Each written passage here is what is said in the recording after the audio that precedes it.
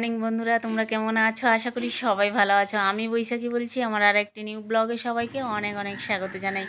একদম সকালবেলা 5টা বাজে এখন থেকে ব্লগটা শুরু করছি তোমাদের সাথে নিয়ে। আশা করি আমার ব্লগটা তোমাদের ভালো লাগবে।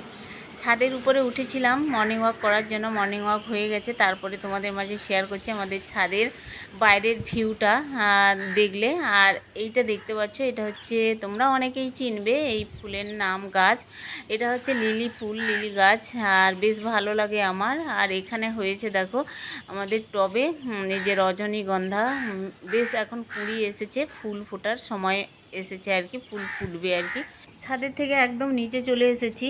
আর যেটা একদম সকালবেলা উঠে করি আর কি, একটু হাঁটাহাঁটি করেই তারপরে হচ্ছে আমি এই যে নিচে প্যাসেজে চলে এসেছি। প্যাসেজে দেখতে পাচ্ছ একদম পাতা ভর্তি। আর কালকে একটু ঝড় বৃষ্টি মতো হয়েছিল আর কি। সারাদিনটা মানে কি বলবো, একটু ঝিরিঝিরি বৃষ্টি, তার মধ্যে আবার রোদ, এই রকম হচ্ছে আর কি। তো পাতাগুলো পড়েছিল। পরের দিন সকালবেলা তো প্রত্যেক দিনই এই প্যাসেজে ঝাঁট দিতে হয়, প্যাসেজ গোটা প্যাসেজ ঝাঁট দিয়ে আর জল দিয়ে সকালবেলা যেটা করি আর কি, গেটের কাছে জল দেওয়া আর প্যাসেজ ঝাঁট দেওয়া, এগুলো তো করতেই হয়। আর এখন প্রায় 6টা বাজতে যায়, জল অবশ্যই আসেনি। এটা জল ধরা ছিল আর কি বালতিতে, অল্প একটু, জাস্ট আমি একটু জল দিয়ে চলে যাব উপরে। আর হাজব্যান্ড বেরোবে, ছেলে মেয়েও বেরোবে আর কি। তো রান্না আছে, টিফিন আছে, সমস্ত কিছু টাইমের মধ্যে না দিলে নয় আর কি। তো আমি উপরে চলে এসেছি, দেখছো এখানে একটু দুধ গরম বসাবো। আর এখন ফ্রিজে দুধ তো রেখে দিই, ডিপ ফ্রিজে এখন রাখি না, এমনি নিচে হচ্ছে বাক্সতে রেখে দিই দুধ। আর কারণ কি, ডিপ ফ্রিজে রাখলেই বরফ হয়ে যায়, সকালবেলা উঠলেই বরফটা ছাড়াতে অনেকটা টাইম লেগে যায় আর কি। আমার ছেলে যেহেতু সকালবেলা কোচিংয়ে যায়, তার মধ্যে আবার কোচিং থেকে টিউশনে যায়, এই সমস্যা হয়ে যায়। এই জন্য দুধটা বের করে গরম করলাম, ওকে একটু কমপ্লেন করে দেবো। আর এদিকে ভাত বসিয়ে দিয়েছি। আজকে টিফিনে দেবো হচ্ছে, এই যে দেখতে পাচ্ছ ভেন্ডি ছোট ছোট করে কেটে নিয়েছি, আজকে ভেন্ডি ভাজা করে দেবো আর কি।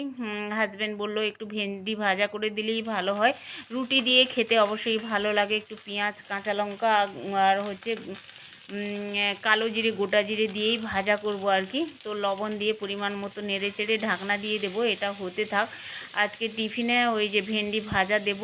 আর হচ্ছে আটা নিচ্ছি, অল্প একটু আটা নিয়ে রুটি বানিয়ে দেব, রুটি খাবো আমিও, আর আমার হাজব্যান্ডকেও দেবো, আর ছেলেকেও দেবো আর কি টিফিনে। তো একটু তাড়াতাড়ি করেই সকালবেলা কাজকর্মগুলো করতে হয় আমাকে। এরকম সকালবেলা উঠেই টিফিন, ভাত, এগুলো আবার দুপুরে তো রান্না থাকেই আর কি। সকালে তো সব কাজ একসঙ্গে করতে পারি না, আস্তে ধীরে করি আর কি। তো একটা একটা ধাপ এগিয়ে যায় কাজ করতে করতেই সকালবেলা। তো প্রথমে ছেলে বেরোয়, তারপরে হাজব্যান্ড বেরোয়, তারপরে আমার মেয়ে বেরোয় আর কি। পরপর এই মানে টিফিনের ঝামেলা, খাওয়ার ঝামেলা, যে যার স্কুল কলেজ অফিসে যায়, এগুলো তো ঝামেলা থাকেই। তো এগুলো তো যে যার টাইমের মতো এগুলো গুছিয়ে দিতে হয়, না হলে ওরা তো মানে কি বলবো, দুপুরে খাওয়া দাওয়াও করতে পারে না, মানে ঠিক মতো করতে পারে না। বাড়ি থেকে যদি খাবার দাবারটা রেডি করে দিই, তাহলে টাইমের মতো মানে খাওয়াটা হয়, আর বাইরে কিনেও খেতে হয় না আর কি, এটাই হচ্ছে ব্যাপার। তো দেখো আমার হাজব্যান্ডের জন্য টিফিন রেডি করছি। রুটিটা ছিঁড়ে দিলাম, কেন বলো তো, ভাগ করে দিলাম, খেতে সুবিধে হয় আর কি। হাজব্যান্ডকে এরকমই দিয়ে দিই, রুটি কেটে দিয়ে, হাজব্যান্ডকে কেন, ছেলেকে মেয়েকে এরকমই দিয়ে দিই, তাদের তাদের যাতে সুবিধে হয় খেতে আর কি। রুটিটা হাত দিয়ে ছিঁড়ে খেতে হবে না, এমনি পিস পিস করা থাকলেও এমনি তুলে খেয়ে নিতে পারবে আর কি। অন্যদিকে যে দিই,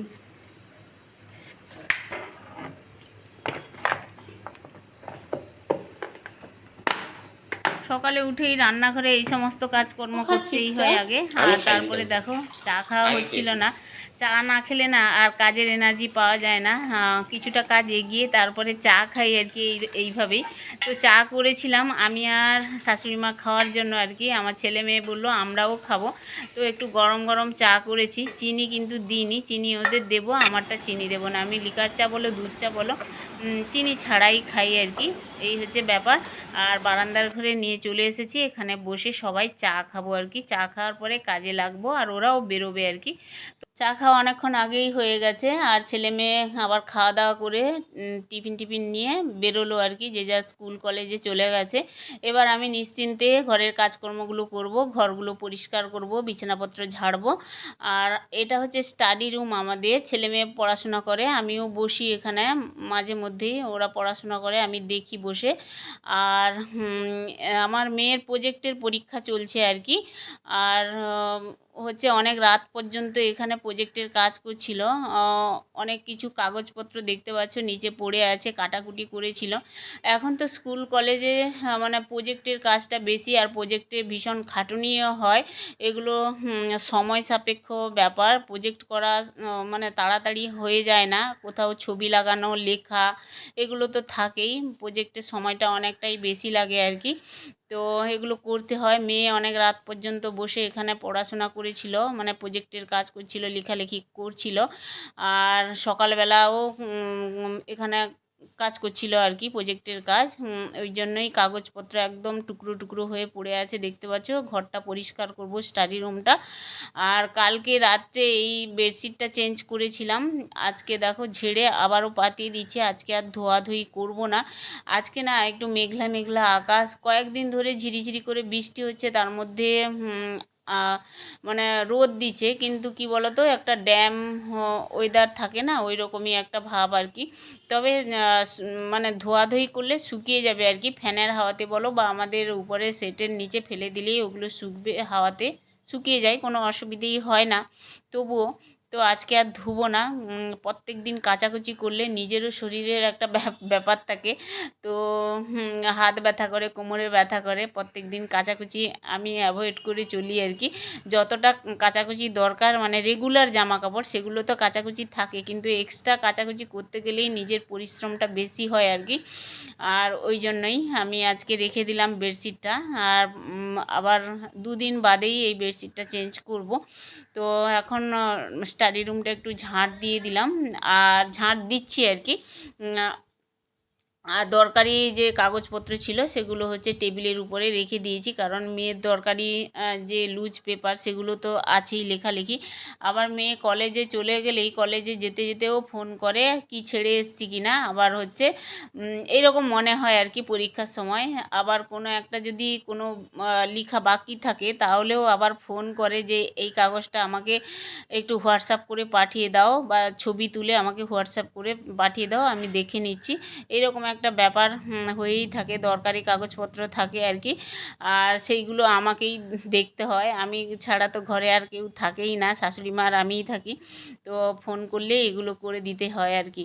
তো দেখো কত কাগজের টুকরো, আর সমস্ত ঘর এখন ঝাঁট দিয়ে দেবো, তারপরে ঘর মুছবো। সকালের কাজকর্ম এগুলো বাকি থাকে আর কি, কোনো সময় আবার আগে করে নিই, যেদিন ছুটি ছাটা থাকে সেদিন ঘরের কাজ আগে করি আর রান্নাটা পরে করি। কিন্তু যেহেতু মানে সকালের বেরোবার তাড়া থাকে আর কি, ওদের একজন নয় দুজন তিনজন বেরোবার তাড়া থাকে পরপর, ওই জন্যই সকালের টিফিন ভাত আগে একটু রেডি করে দিই, তারপরে হচ্ছে ঘরের কাজকর্ম নিশ্চিন্তে করি আর কি। এই হচ্ছে আমার ডেলি রুটিন বলতে পারো। আর হচ্ছে কয়েকদিন হলো কোনো ভিডিও আপলোড করতে পারছি না আর কি, কোনো কারণবশত। তো আগের ভিডিওতে সমাধি কমেন্ট করেছিলে আমার ভিডিওর কোনো নোটিফিকেশান তুমি পাওনি, ভিডিও না দেওয়ার কারণে হয়তো হতে পারে, বা ভিডিও দিই আমি তো এক দুদিন বাদে বাদে, আবার সময়ের মধ্যে না দেওয়ার কারণেও হতে পারে, হয়তো আমার ব্যস্ততার কারণে বা নেটের প্রবলেমের জন্য আমি ভিডিও ঠিক টাইমে দিতে পারি না। কারোর কাছে হয়তো দেরি করেই নোটিফিকেশানটা যায়, আবার কারোর কাছে যায়ও না, হতে পারে, আমি সঠিক জানি না। তবে আমার ভিডিওতে যে এসে কমেন্ট করেছো সমাধি, আমার খুব ভালো লেগেছে। ভালো থেকো, সবসময় আমার পাশে থেকো। আর শুভমিতা লাইফস্টাইল দিদিভাই কমেন্ট করেছো, তোমার ব্লগ দেখতে আমার খুব ভালো লাগে, তোমার গোছানো কাজকর্ম বেশ ভালো লাগলো। আর তুমি যে কমেন্ট করেছো বেশ ভালো লাগলো দিদিভাই, ভালো থেকো। আর খোকন কানন ব্লগ দিদিভাই, ফুল ভিডিও দেখে কমেন্ট করো তুমি, আমার বেশ ভালো লাগে, তোমার খুব ভিডিওগুলো ভালো লাগলো। থ্যাংক ইউ সো মাচ দিদিভাই, সুব্রত সখী ব্লগ দিদিভাই কমেন্ট করো, বেশ ভালো লাগে তোমার ব্লগগুলো, ভিডিওগুলো, গোছানো কাজ বেশ ভালো লাগলো। তোমার কমেন্টটা পড়ে ভালো থেকো, আমার পাশে থেকো, এইভাবে আমাকে মানে ভিডিও করার আরও অনুপ্রেরণা জাগাও কমেন্ট করে, বেশ ভালো লাগে আমার। এখন কি হয়েছে জানি না, ব্লগ করতে একেবারে ইচ্ছে হয় না, ভিডিও দিতে আমি জানি না কেন, তবে চেষ্টা করব ভিডিও দেওয়ার আর কি। আজকে কাজ করতে করতে আমি কয়েকজন দিদিভাইয়ের নাম নিলাম আর বললামও, তোমরা যদি ফুল ভিডিও দেখে থাকো, কথা শুনে থাকো তাহলে বুঝবে। তো যাই হোক, সকালের কাজকর্ম একটু সারলাম, দুপুরে রান্না করেছি। দেখো বন্ধুগণ, দেখো এই যে ফ্যাসা মাছ, এগুলো তেঁতুল দিয়ে টক করেছি। আজকে দুপুরের মেনু তোমাদের মাঝে শেয়ার করছি। কচু দিয়ে তেঁতুলের টক করেছি ফ্যাসা মাছের, একদম মাখা মাখা করে, দারুণ লাগে একটু মিষ্টি দিয়ে রান্না করলে। আর এইটা হচ্ছে দেখতে পাচ্ছ মাছের মাথা না, সরি, মাছের তেল ছিল। এটা হচ্ছে কুঁদলি, আলু, বেগুন দিয়ে মাছের তেল দিয়ে চচ্চড়ি হচ্ছে আর কি। এই হচ্ছে দুপুরের খাবার দাবার। আর যে মাছ ভাজা খাবে তাকে ভেজে দেব, পার্শে মাছ বলো আর হচ্ছে সামুদ্রিক যে কোনো মাছ বা হচ্ছে ফ্যাসা মাছ, এগুলো মানে কাঁটা হয় অবশ্যই, কিন্তু খুব ভালো লাগে খেতে। ইলিশ মাছের কথা বাদই দিলাম, ইলিশ মাছ তো ভালোই লাগে খেতে, তার মধ্যে তোমার এই যে ফ্যাসা মাছগুলো পুরো আজকে ইলিশ মাছের মতো গন্ধ ছুটছে, ঠিক আছে। কাঁটা হয় কিন্তু ভাজা খেলে বা মাছের টক, মাছের ঝাল দেওয়া বেশ ভালো লাগে খেতে আর কি। আর এখানে দেখো ভাত তো হয়েই গেছে, দেখতে পাচ্ছ করে নিয়েছি ভাত। কি করছো তুমি? খবর কাগজ পড়ছো? ভাল লাগে খবর কাগজ পড়তে? দেখতে ভাল লাগে, পড়তে ভাল লাগে, খবরটা পাওয়া যায়, সময়টাও কাটে, সময়ও কাটে। ঘুমটা দেশের দশের সব খবর জানতে পাওয়া যায়। আর ঘুম তো সবসময় হয় না, ঘুম কম হয়, এই দিনের বেলা একটু কম হয়, রাত্রে ঘুমাই। ভোরবেলাটা বেশি ঘুম হয় তোমার। ভোরে ঘুমিয়ে যাই, একদিন রাত্রে সারা রাত কেটে যায়, ঘুম আসে না, মন চঞ্চল হয়ে যায়। তারপরে আবার ভোরের দিকে ঘুমিয়ে যাই, বেলা 10টার দিকে উঠি, চাটা খেয়ে এইসব ব্যাপার। আর বুড়ো মানুষের কী নেই বলো,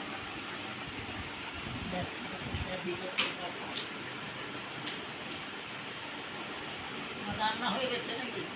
না না হয়নি, খিদে পেয়েছে নি তোমার? না না, খিদে পাইনি, হয়েছে, রান্না বাকি আছে। খিদে পাইনি, রুটি খেয়েছি না। ও আর তো বললাম মাকে একটা ভিডিও ছবি করে দিই, মাকে একটা ভিডিও ছবি। আচ্ছা, হোক, পড়ো খবরের কাগজ পড়ো। গুড ইভিনিং বন্ধুরা, দেখো আমাদের মৌ মেলায় গেছিল, এই যে কি নিয়ে এসছে দেখতে পাচ্ছ, একটা বোল, তারপরে স্পুন নিয়ে এসছে, মানে চামচ, বাটি, দেখতে পাচ্ছ খুব সুন্দর, এই যে। আর এইটা হচ্ছে প্লেট নিয়ে এসছে, ওর লাগবে, ঠিক আছে। আর এখানে নিয়ে এসছে দেখো চপ। ও বাবা, মৌ ভেজিটেবিলও নিয়ে এসছো, ভেজিটেবিল আর চপ নিয়ে এসছে। সবুজ খাবি? কোনটা খাবো? পরোটাই খাই। খা ভালো। আমি খালি গায়ে আছি বন্ধুরা।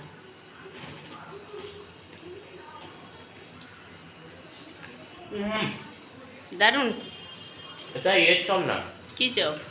আলুর চপ নয়, মোচার চপ নাকি? এটা পাতা। ও কি বাহ। পাতা? নেই, এটা নিল বানায় 20 টাকা, এটা 15 টাকা, এটা নিল 40 টাকা। ভালো না হ্যাঁ প্লেটটা? হ্যাঁ, খুব ভারী আছে। আর আমি আর একটু বড় সাইজের চাইছিলাম, ওটা তোমার এক দোকানে বললো 60 টাকা, আর একটা দোকানে 100 টাকা বললো। ও আর একটা বোল পছন্দ হয়েছিল, সাদা আর কালো রঙের, ও শেপটা বেশ সুন্দর, কিন্তু না সাদাটাতে এটা কি দাগ লেগেছিল বলে নিলাম না। আচ্ছা আর কালোটা সুনন্দা বললে তো ইয়ে হবে, খাবার নাকি ফুটবে না কালোতে। ও এই নে নে এগুলো এনেছি, নে খা একটা নে।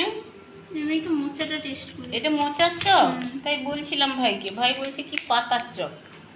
মোচা। দিদাকে একটা দে ভেজিটেবল। কি গরম লাগছে। হুম।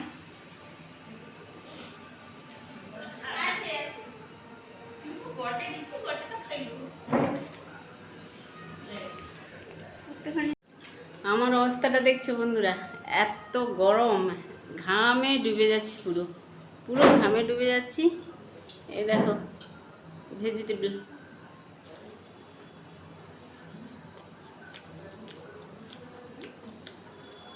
খারাপ না চপগুলো, বেশ গরম, খেতে ভালো। গরম তো হুম ভালো খেতে না। হুম। এখান থেকে নিয়েছি আমি। সিঙ্গাড়া পেলাম না, দোকানে ছিল না। আমি বলেছিলাম ওকে সিঙ্গাড়া নিয়ে আসার জন্য, শাশুড়ি মা সিঙ্গাড়া খেতে ভালোবাসে, ওই জন্য। দেখ চপ নিয়ে এসছে, ভেজিটেবল নিয়ে এসছে, মোচার চপ ভালোই। মুক্তো চপটা বেশ ভালো লেগেছে। চলো বন্ধুরা, আজকে চপ খেতে খেতে ভিডিওটা রেখেছি। সবাই ভালো থাকো, দেখা হচ্ছে নিউ ভিডিও নিয়ে, টাটা।